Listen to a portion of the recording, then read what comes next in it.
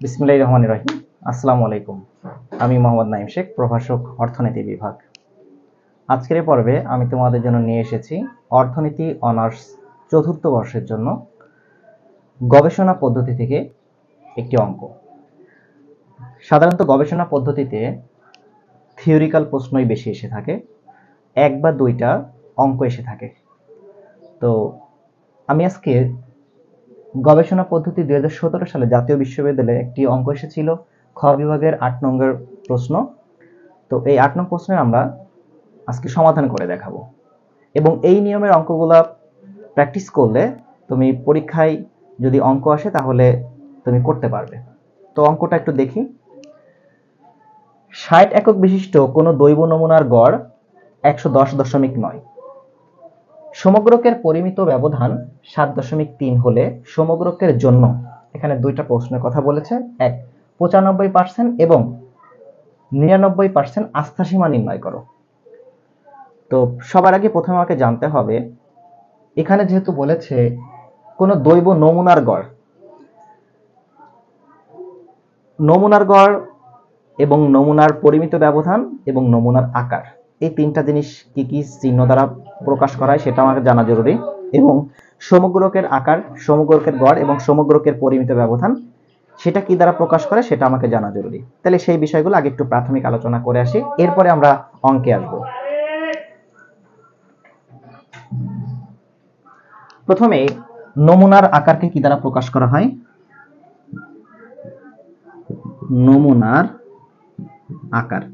নমুনার আকারকে প্রকাশ করা হয় ছোট হাতের এন দ্বারা। বিষয়গুলো আমার অঙ্ক করার জন্য দরকার হবে, তাই আমি একটু প্রাথমিক অবস্থাকে জেনে আসছি। নমুনার আকারকে এন দ্বারা প্রকাশ করা হয়। নমুনার গড়কে প্রকাশ করা হয় এক্স বার দ্বারা, এবং নমুনার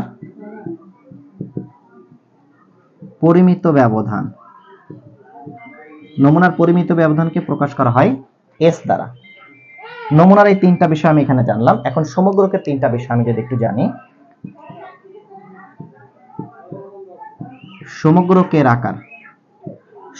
আকারকে প্রকাশ করা হয় ক্যাপিটাল লেটার এন দ্বারা। সমগ্রকের গড় প্রকাশ করা হয় মিউ দ্বারা, এবং সমগ্রকের পরিমিত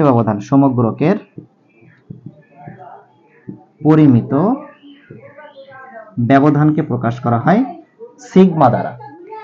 এই চিহ্নগুলো তো অবশ্যই তোমাকে জানতে হবে কোনটা দ্বারা কি প্রকাশ করা হয়, কারণ প্রশ্নের মধ্যে যে বিষয়গুলো দেওয়া আছে আমি এখানে সমাধান করার সময় দেওয়া আছে জিনিসটা লিখব, লেখার সময় এই বিষয়গুলো আমার জানা জরুরি। তাহলে নমুনার তিনটা জিনিস শিখেছি। নমুনার আকারকে প্রকাশ করা হয় ছোট হাতের এন দ্বারা, নমুনার গড়কে প্রকাশ করেছি আমরা এক্স বার দ্বারা, নমুনার পরিমিত ব্যবধানকে প্রকাশ করেছি এস দ্বারা। পক্ষান্তরে সমগ্রকের আকারকে প্রকাশ করেছি ক্যাপিটাল লেটার এন দ্বারা, সমগ্রকের গড়কে প্রকাশ করেছি মিউ দ্বারা, এবং সমগ্রকের পরিমিত ব্যবধানকে প্রকাশ করেছি সিগমা দ্বারা। এই বিষয়গুলো আমার পরবর্তী দরকার।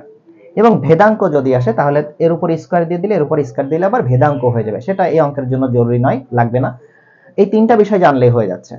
তাহলে যেহেতু এই বিষয়গুলো আমি জেনেছি, এখন আমি প্রশ্নের মধ্যে যা যা দেওয়া আছে সেখান থেকে বিষয়গুলো আমি লিখতে পারবো। দেখা যাক। সমাধান দেওয়া আছে।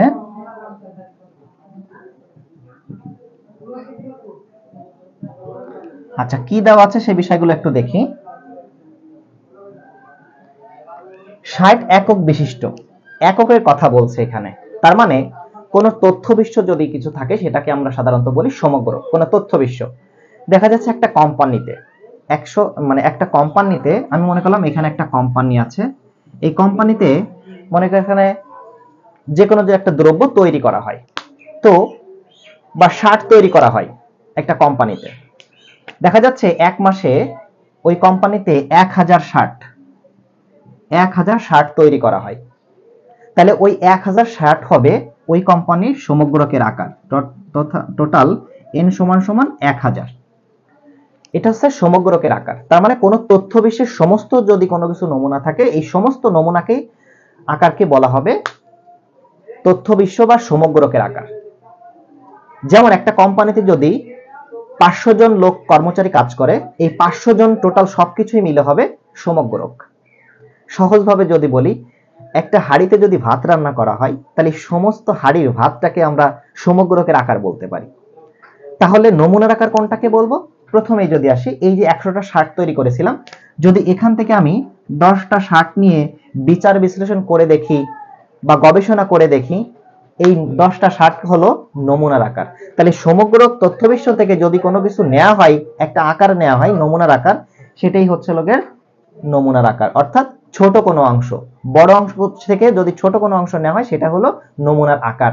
তাই এখানে 60 একক বিশিষ্ট কোনো দৈব নমুনার, মানে অনেকগুলো নমুনা ছিল, সেখান থেকে 60 এককের একটা নমুনা পরীক্ষা করা হচ্ছে। তাহলে এখানে 60 সমান কি লিখবো, কিসের আকার, নমুনার আকার। আশা করি বিষয়টা বুঝতে পেরেছি। তাহলে মজার যে উদাহরণটা দিচ্ছিলাম, ভাতের কথা বলতেছিলাম, এক হাঁড়ি ভাত যদি হয়, তাহলে হাঁড়ির ভিতরে পুরাটা যে ভাত রান্না করা হবে, এই পুরা ভাতকে আমরা বলবো সমগ্রক। আর যদি ভাত থেকে, যেমন প্রত্যেকটা ভাত টিপে দেখা লাগে না ভাত হয়েছে কি হয় নাই, তার মানে 2-3টা ভাত টিপে দেখলে বোঝা যায় ভাত হয়েছে, তার মানে ওই যে 2টা বা 3টা অল্প কিছু নিয়েছো তুমি, এটা হলো নমুনার আকার। যদি আমি কিছু বীজের কথা বলি, দেখা যাচ্ছে এক বস্তা ধান রয়েছে, এক বস্তা বীজের ধান, তো পুরো এক বস্তা ধান হবে এখানে সমগ্রকের আকার। যদি ওই সমগ্রক থেকে, অর্থাৎ পুরো এক বস্তা ধান থেকে যদি আমি কিছু ধান নিয়ে দেখি যে এই বীজগুলা ভালো, পরীক্ষা করে দেখি, সেটা হবে হচ্ছে নমুনার আকার। আশা করি নমুনার আকার এবং সমগ্রের আকার দুইটা ক্লিয়ার হয়েছে। তাহলে আমি যেহেতু 60 একক বিশিষ্ট কোনো দৈব পরীক্ষা করছি, সেই ক্ষেত্রে এখানে বলবো আমরা নমুনার আকার। নমুনার আকারকে কি দ্বারা প্রকাশ করেছিলাম, ছোট হাতের এন দ্বারা। তাহলে বিষয়টা এখন দেওয়া আছে, আমি এখানে লিখবো নমুনার আকার। দেওয়া আছে নমুনার আকার। নমুনার আকার n সমান দেওয়া আছে 60। এরপরে দেখি দেওয়া আছে নমুনার গড় দেওয়া আছে। আমি প্রকাশ করেছিলাম নমুনার গড়কে কি দ্বারা প্রকাশ করেছিলাম, নমুনার গড়কে প্রকাশ করেছিলাম x বার দ্বারা। তাহলে আমরা এখন একে লিখতে পারি নমুনার গড় x বার সমান কত আছে, 110.9। এটা হলো নমুনার গড়। ওকে, এরপরে দেখি, তাহলে পড়লাম আর এখান থেকে লিখলাম 60 একক বিশিষ্ট কোন তথ্য দেওয়া আছে নমুনার আকার, আর সেই নমুনার গড় দেওয়া আছে কত, x বার সমান 110.9। পরে পড়ি, সমগ্রকের পরিমিত ব্যবধান দেওয়া আছে 7.3। এখানে সমগ্রকের কথা উল্লেখ করে দেওয়া আছে, তাহলে সমগ্রকের পরিমিত ব্যবধানকে কি দ্বারা প্রকাশ করেছিলাম, সিগমা। তাহলে এখন আমরা লিখবো এখানে সমগ্রকের পরিমিত ব্যবধান, এখন লিখবো সমগ্রকের পরিমিত ব্যবধান, অর্থাৎ সিগমা সমান দেওয়া আছে 7.3। ওকে, আশা করি প্রশ্নটা পড়েছি এবং সেখান থেকে এই বিষয়গুলো আমরা পেয়েছি, তাই এখানে লিখলাম। কি কি পেয়েছি, নমুনার আকার n সমান পেয়েছি 60, নমুনার গড় পেয়েছি x বার সমান 110.9 এবং সমগ্রকের পরিমিত ব্যবধান পেয়েছি আমরা হচ্ছে সিগমা সমান 7.3। প্রশ্নটা পড়েছি, প্রশ্ন থেকে তথ্যগুলো লিখতে পেরেছি। এরকম করে একই নিয়মের কোনো অঙ্ক যদি থাকে, ঠিক তুমি এইভাবে করে দেওয়া আছে গুলো লিখে ফেলবে। আশা করি বুঝতে পেরেছি। এরপরে দেখি কি বলেছে, 95% এবং 99% আস্থা সীমা। একটা বিষয় এখানে জেনে আসি আমরা, আস্থা সীমা জিনিসটা কি, বা তাৎপর্য স্তর এবং মাত্রা, এই বিষয়গুলো একটু জানা জরুরি। সাধারণত এই 95% আস্থা সীমা বলতে এখানে যদি 100 - 95% আস্থা সীমা দেওয়া হয়, তাহলে হবে 5% তাৎপর্য স্তর। আবার 99% এর কথা বলা আছে, 100 - 99% সমান 1% তাৎপর্য স্তর। তাহলে যদি 95% আস্থা সীমা হয়, তাহলে তাৎপর্য স্তর হবে 5%। যদি 99% আস্থা সীমা হয়, তাৎপর্য স্তর হবে 1%। তাহলে 5%ও যা 95%ও কিন্তু একই জিনিস এখানে বোঝাচ্ছে। আবার 1%ও যা তাৎপর্য স্তর বোঝালে 99% আস্থা সীমা প্রকাশ করা হয়। এই আস্থা সীমা যদি আমি একটা পরিমিত সারণী দিয়ে প্রকাশ করি, সেই ক্ষেত্রে একটা পরিমিত সারণী যদি আমি এখানে দিয়ে প্রকাশ করি, এই মাঝের মানটা যেটা হচ্ছে 0, এই পাশের মান হচ্ছে প্লাস ইনফিনিটি, এই পাশের মান হচ্ছে এটা প্লাস ইনফিনিটি মাইনাস ইনফিনিটি। এখন যদি বলে 95%, তাহলে এখানে দিলাম আমি প্লাস 95% আস্থা সীমা, এখানে দেব হচ্ছে মাইনাস 95% আস্থা সীমা। তাহলে যদি 99% হয়, তাহলে দেখো এখানে এটা হচ্ছে 0, প্লাসের ইনফিনিটি এন্ড মাইনাস ইনফিনিটি মান। ইনফিনিটি কেন লিখেছি, কারণ আমার এই পাশের যে অংশটা, সেটাকে আমি এই নিচের যে রেখাটা আছে এটার সাথে কি আমি স্পর্শ করেছি, এখানে ফাঁকা আছে বিধায় এই মানটা হচ্ছে ইনফিনিটি মান গ্রহণ করে। তাহলে যেহেতু 99% এর কথা বলেছি, তাহলে এখানে আছে প্লাস 99% আস্থা সীমা, আর এদিকে হবে মাইনাসের 99% আস্থা সীমা। এই অংশটা হচ্ছে আস্থা সীমার অংশ, ঠিক আছে।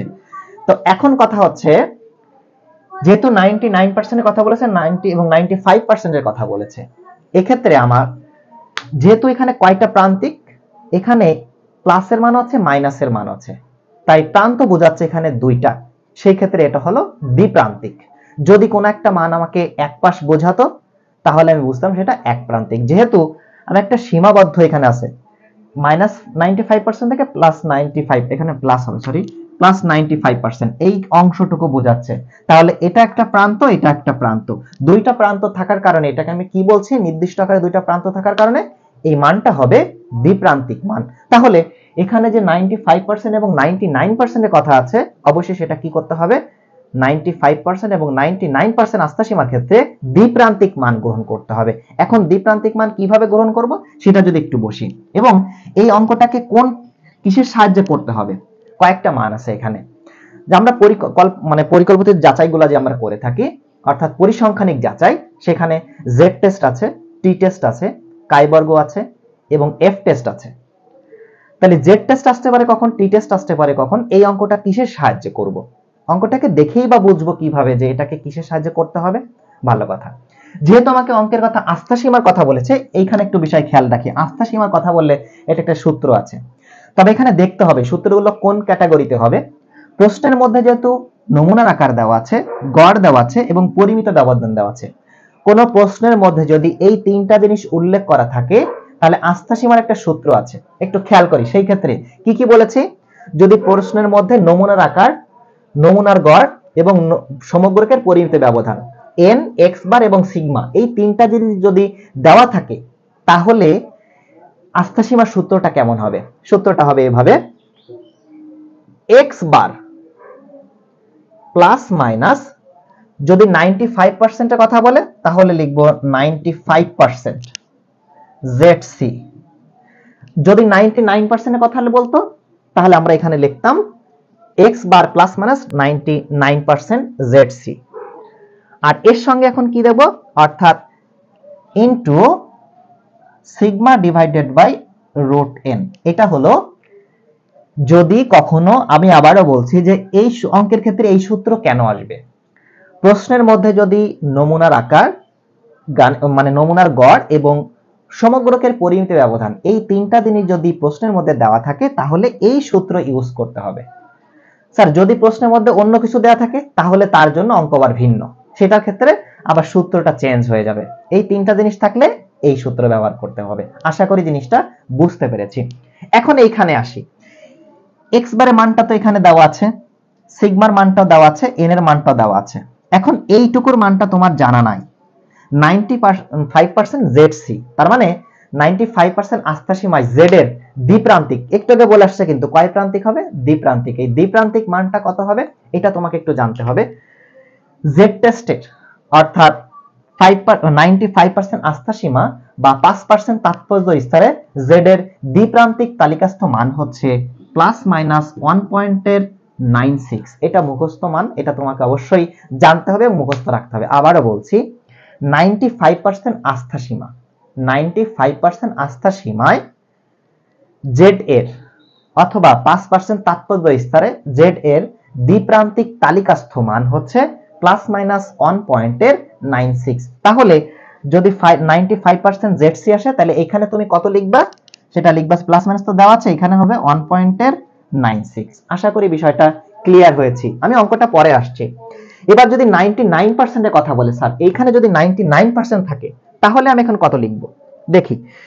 তাহলে যদি 99% থাকে অর্থাৎ 1% তাৎপর্য স্তর বা 99% আস্থা সীমা, এক্ষেত্রে আমার এটা জানা আছে যে +-2.58।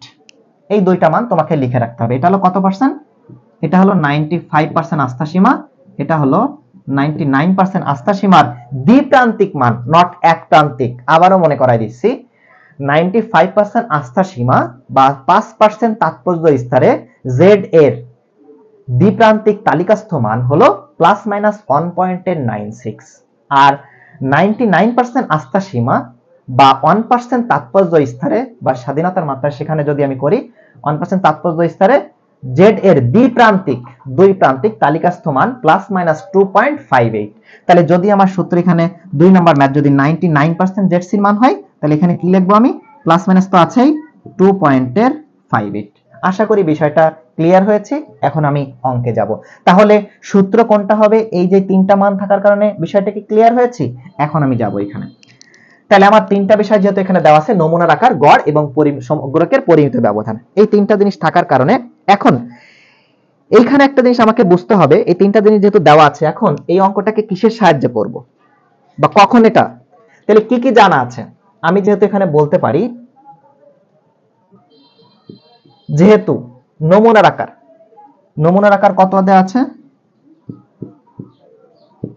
নমুনার আকার। একটা বিষয় একটু এখানে খেয়াল করি, জেড টেস্ট কখন করব আর টি টেস্ট কখন করব, এটা একটু জানা জরুরি। বা জেড কেন করছি, যদি নমুনার আকার সাধারণত, নমুনার আকার অর্থাৎ এন, নমুনার আকারটা যদি সাধারণত 30-এর থেকে বড় হয়, তখন আমি কি করব, সেটাকে জেড টেস্ট। এবং যদি নমুনার আকারটা 30-এর ছোট হয়, এন এর মানটা যদি 30-এর কি হয়, ছোট হয়, তাহলে সেটাকে করব আমরা টি টেস্ট। তাহলে যেহেতু এখানে নমুনার আকারটা কত আছে, নমুনার আকার n গ্রেটার দেন 30, অর্থাৎ 30-এর থেকে কি এটা বড় না, মানটা আছে কত, 60। তাহলে মানটা যেহেতু 60 আছে, তাহলে আমরা এটা কি হবে, অবশ্যই এটা জেড টেস্টের সাহায্যে করতে হবে।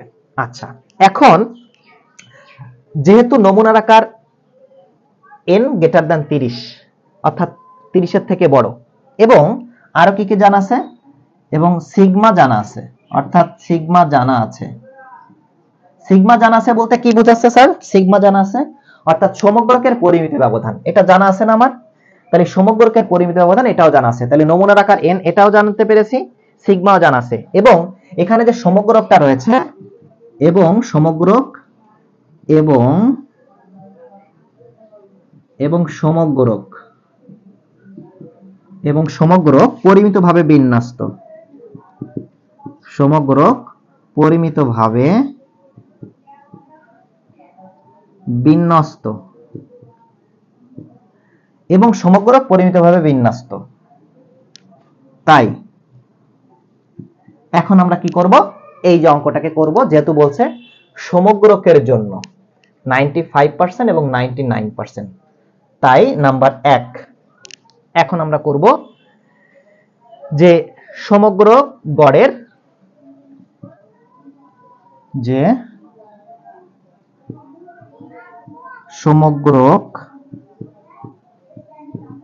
গড়ের 95%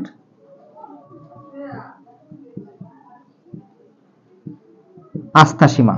এখন আমরা করব, দেখা যাচ্ছে কি, এখন আমরা করব হচ্ছে সমগ্রকের গড়ের 95% আস্থা সীমা।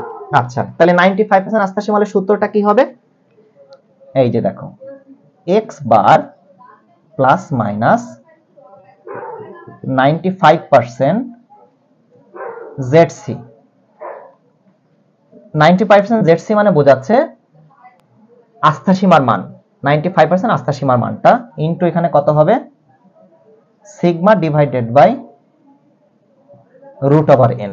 এখন আমরা এই সূত্রটা থেকে মানগুলাকে বসাবো। তাহলে আমার তো এগুলার দরকার নাই, আমি এগুলাকে একটু মুছে দিচ্ছি।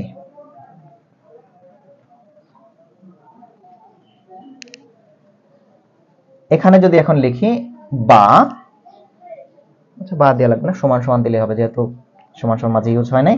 x বার সমান সমান কত লিখেছিলাম, এই যে এখানে x বার সমান সমান 110.9, এরপর আছে প্লাস মাইনাস 95% ZC লেখা আছে, পাশেই লিখেছিলাম 95% কত বলেছিলাম, প্লাস মাইনাস তো দেওয়া আছে 1.96 লিখলাম, ইনটু সিগমার মানটা কত পেয়েছি, এই যে সমগ্রকের পরিমিত ব্যবধান, আমি যেহেতু মুছে ফেলেছি, ওখানে লেখা ছিল 7.3, এবং রুট n এর মানটা কত ছিল এখানে, 60 একক, তাই এখানে দিলাম আমি 60। এখন দেখি সমান সমান তাহলে কত পাবো। তো এই বিষয়টাকে আমি একটু মুছে ক্লিয়ার করে দিচ্ছি। প্রথমে এখানে লিখবো যা আছে তাই 110.9 প্লাস মাইনাস 1.96। এখন এইখানে একটু করে আসি, এটা কত হয়, এটাকে কিভাবে করবে একটু ক্যালকুলেটরে যদি দেখি। প্রথমে এখানে কত আছে, 7.3, এই লিখলাম 7.3, 7.3 লেখার পরে ভাগ, এই যে আমি দিলাম ভাগ √60, তাহলে ব্র্যাকেট দিয়ে করব, ব্র্যাকেট √60 ব্র্যাকেট ক্লোজ, সমান সমান চাপলে আসছে 0.9424 ইত্যাদি ডট ডট। তাহলে এখানে আমি লিখতে পারি ইনটু কত পেয়েছে, ব্র্যাকেট দিয়ে লিখলাম 0.942। এখন এই যা মান আছে এর সাথে শুধু এখন কি করব, ইনটু দিয়ে দেব, ইনটু কত আছে 1.96 সমান সমান চাপলে কত আসে 1.847, যেহেতু 4 এর পরে 2 ঘরের পরে 5 এর থেকে বেশি আছে তাই 1 যোগ করে দেব। তাহলে আমি পরের লাইনে যদি লিখতে পারি 110.9 প্লাস মাইনাস, এটা করলে কত হচ্ছে 1.85, এটা আমরা পেয়ে গেলাম। এখন এই যে 1.85 পেয়েছি, কয়টা মান পেয়েছি আমরা এখানে, দুইটা মান পেয়েছি। তাহলে দুইটা মান যদি থাকে, একটা জিনিস আমি তোমাকে যে একটা সারণী, এই যে তোমাকে পরিমিত যে একটা সারণীর সাহায্যে দেখাইছিলাম, এখানে মানটা ছিল কি, এই পাশে ছিল হচ্ছে মাইনাস মান মাইনাস ইনফিনিটি, এই পাশে ছিল হচ্ছে প্লাস ইনফিনিটি। তাহলে এখানে অর্থাৎ এখানে প্রথমে মাইনাস 95% আর এ পাশে হচ্ছে লগের প্লাসের 95% আস্থা সীমা। তো সেই ক্ষেত্রে আমাকে মাইনাস মান দিয়ে শুরু করতে হবে, অর্থাৎ এখানে 110.9 এটা লিখলাম। এখন এখানে 1.85 এর দুইটা মান, একটা হচ্ছে প্লাস মান আর একটা হচ্ছে মাইনাস মান। তাহলে প্রথমে আমি মাইনাস মান দিয়ে লিখবো, যেহেতু মাইনাস মানটা বাম পাশে থাকে। তাহলে অবশ্যই এটা কত হবে 1.85। এখন একটু খেয়াল করি, যেহেতু আমাকে বলেছে সমগ্রকের গড়ের কথা এখন বলতেছে, সমগ্রকের গড়ের আস্থা সীমা বলবো, আমি লিখেছিলাম সমগ্রকের গড়কে কি দ্বারা প্রকাশ করেছিলাম, ক্লাসের শুরুতে কিন্তু লিখেছিলাম তিনটা জিনিস, সমগ্রকের গড়কে প্রকাশ করেছিলাম মিউ দ্বারা। সেই ক্ষেত্রে এখানে আমি চিহ্নটা সিম্বলটা এভাবে করে দেব, less than equal mu less than equal, এখন এখানে লিখব 110.9, এটাকে একটু মুছে দিই, 110.9, এই পাশে বসবে প্লাস মান প্লাস 1.85। এখন তাহলে দুইটা মান পাবো আমি, তাহলে দেখা যাক দুইটা মান আমার কি কি দাঁড়ায়। আমি আবারও বলছি, যেহেতু সীমার কথা বলেছে, সীমাটা বলতে কি বোঝাই, মনে করি আমি যদি বলি 5 less than equal x less than equal 10, এটার মানে কি বোঝায়, এটার মানে হচ্ছে 5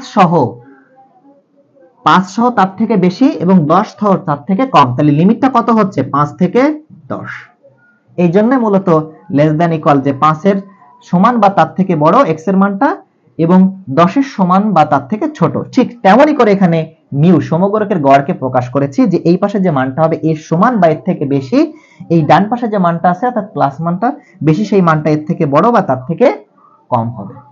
এবার দেখি আমরা, তাহলে 109 থেকে যেটাকে মাইনাস করলে কত আসে একটু দেখি, 110.9 মাইনাস 1.85 সমান সমান আসছে হচ্ছে 109.05, 109.05 less than equal mu less than equal, এটাকে এখন প্লাস করব 110.9 প্লাসের 1.85 সমান সমান কত আসছে, এখানে মিউ সমান সমান 112.75।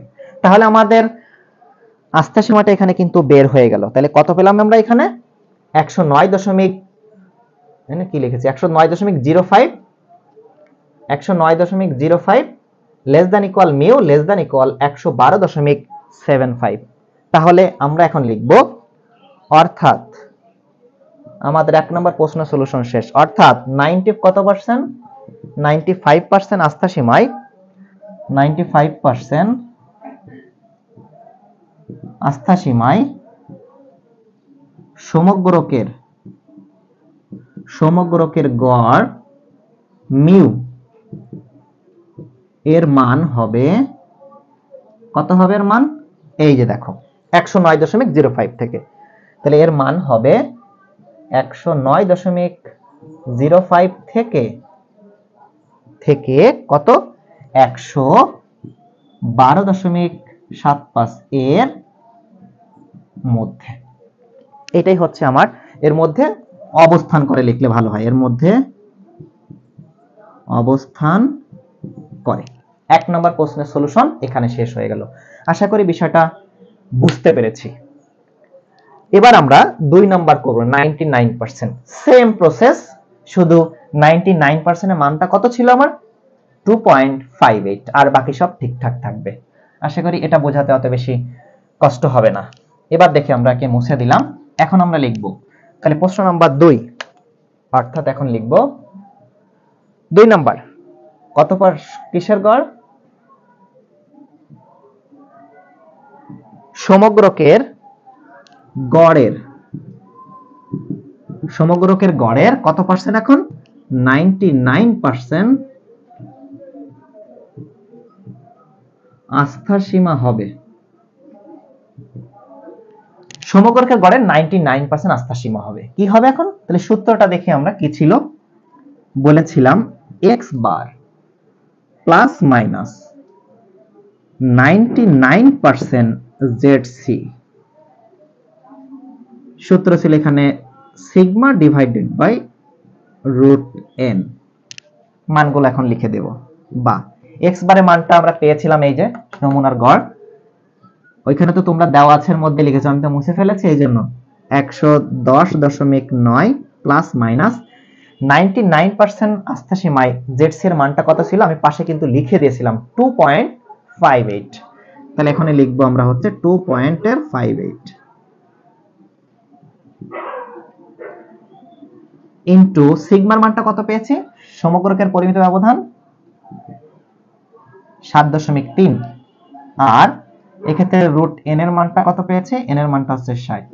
আশা করি বিষয়টা, বারবার এখানে বা দিচ্ছি কেন, ইকুয়াল চিহ্ন হবে সমান সমান, যেহেতু মাঝে যদি কখনো সমান সমান থাকে কোন সমীকরণের মাঝে যদি সমান সমান থাকে তাহলে সামনে বা চিহ্ন ইউজ করতে হয় বা এটা ইউজ করতে হয়, কিন্তু যদি একটা রাশি হয়ে থাকে তাহলে সমান সমানই ইউজ করতে হয়। এবার দেখি তাহলে 110 পেয়েছি এখানে 110.9 প্লাস মাইনাস 2.58, এটা হলো ইনটু, এখন এটা তোমাকে আবার ভাগটা করে দেখব কত হয় একটু দেখি। কত হয়েছিল এটা 7.3 ভাগ ব্র্যাকেট রুট 60 ব্র্যাকেট ক্লোজ সমান সমান কত দাঁড়ালো 0.942। এখানে আমি লিখেতে ব্র্যাকেট দিয়ে 0.942, তাহলে 110.9 প্লাস মাইনাস, স্যার পরিসংখ্যানে দেখো এখানে 0.942 নিয়েছি, আরো কিন্তু অনেক সংখ্যা ছিল, তাই পরিসংখ্যানের বেলায় কিন্তু দশমিকের পরে মান ঘর অর্থাৎ কম বেশি নেওয়ার ক্ষেত্রে কারো উত্তরও সামান্য কিছু পার্থক্য হতে পারে, তাই সেই জন্য কিন্তু তোমার ম্যাথ যে ভুল তা কিন্তু না পরিসংখ্যানে। তবে চেষ্টা করব আমরা 3 ঘর নিয়ে অঙ্ক করার জন্য, এটা বেস্ট হয়। 2 ঘর নিয়ে করলেও হবে, 3 ঘর নিয়ে করলে সুইটেবল হয়। হ্যাঁ, আর সব তো উত্তর নেওয়া পসিবল না। তো এখন আমরা এখানে যদি আমি সরাসরি দেখাই মানটাও আমি লিখছি 0.942, কিন্তু আমি কিন্তু গুণ করার সময় সবগুলো দিয়েই করছি, ওটাকে রেখে দিলাম ক্যালকুলেটরে। এরপর এখানে কত হবে, এটা কত হচ্ছে দেখি এখানে কত হয়, এখানে হচ্ছে এর সাথে গুণ 2.58, আচ্ছা 2.58 সমান সমান করলে কত হচ্ছে 2.43। তাহলে এখন এখানে লিখবো 2.43। ফোনে আবার কল এসেছিল এই জন্য একটু কেটে যাচ্ছে ভিডিওটা।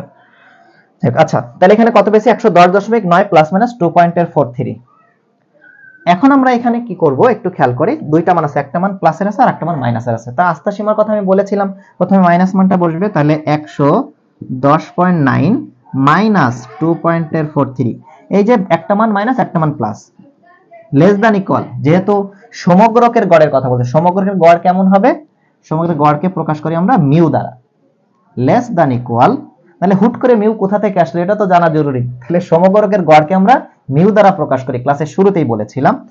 এখানে হবে 2.43 সমান সমান, তাহলে 110.9 থেকে যদি 2.43 কে আমরা যদি মাইনাস করি তাহলে আমরা কত পাবো একটু দেখি, 110.9 মাইনাস 2.43। আমি কিন্তু আবারও বলছি এখানে অনেকের হয়তো 2.42 আসতে পারে। দশমিকের পরে যে যত বেশি ঘর নেবে বা কম ঘর নেবে মানের সামান্য পার্থক্য হতে পারে, এটা একটু বলে দিলাম। তো এই ক্ষেত্রে এখানে আমার আসতেছে যদি করি 108.4 108.47। কেউ যদি এখানে 42 নাই তাহলে হয়তো আর 1 বাড়তে পারে, এটা একদমই ব্যাপার না। Less than equal mu less than equal, এটা কি করেছি আমি, ভুল করে ফেলেছি। অর্থাৎ এখানে লিখতে হবে 110.9 এর সঙ্গে প্লাস করব 2.43। অনেক সময় লিখতে লিখতে মিস্টেক হতেই পারে, এটুকু ক্ষমা সুন্দর দৃষ্টিতে দেখবেন।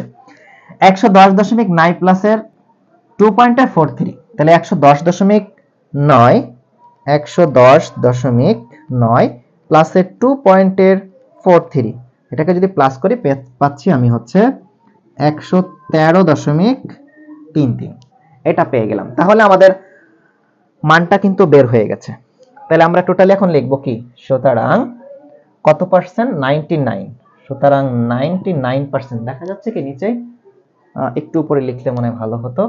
আচ্ছা এখানে লিখি, সুতরাং 99% আস্থা সীমায়, 99% আস্থা সীমায় সমগ্রকের গড়, সমগ্রকের গড় কি দ্বারা প্রকাশ করেছিলাম, মিউ, এর মান হবে কেমন হবে, বিষয়টা যদি এখানে উপরে লিখে দিই, মান হবে 108.47 থেকে 113.33 এর মধ্যে অবস্থান করে। আশা করি অঙ্কটা বুঝতে পেরেছি। এরপরে যদি কারো কোনো সমস্যা থাকে তাহলে আমাকে অবশ্যই জানাতে হবে। ইনশাআল্লাহ কমেন্টে জানালে আমি চেষ্টা করব সেখানে বুঝিয়ে দেওয়ার জন্য, বা কোনো একটা ক্লাসে যদি কারো কোনো বুঝতে অসুবিধা হবে, কোথাও সমস্যা থাকে, আমি চেষ্টা করেছি আপনাদেরকে সাধ্যমতো বোঝানোর জন্য, হয়তো কিছু গ্যাপ ছিল। তো সবাই ভালো থাকবেন, আজকের মতো এখানে শেষ করছি, পরবর্তীতে আবার কোনো ভিডিও নিয়ে হাজির হব। সবাই সুস্থ থাকবেন, দোয়া করবেন আমার জন্য, পরবর্তীতে যেন আরো ভালো কোনো ভিডিও নিয়ে আসতে পারি। আর অনলাইনে আমার অনার্স প্রথম বর্ষ থেকে মাস্টার্স পর্যন্ত সকল ব্যাচের ক্লাস চালু রয়েছে। তোমরা যদি কেউ প্রাইভেট ভর্তি হতে চাও তাহলে আমাকে ইনবক্সে নক করলে হবে। সবাই ভালো থাকো, আজকের মতো শেষ করছি। আল্লাহ হাফেজ, আসসালামু আলাইকুম।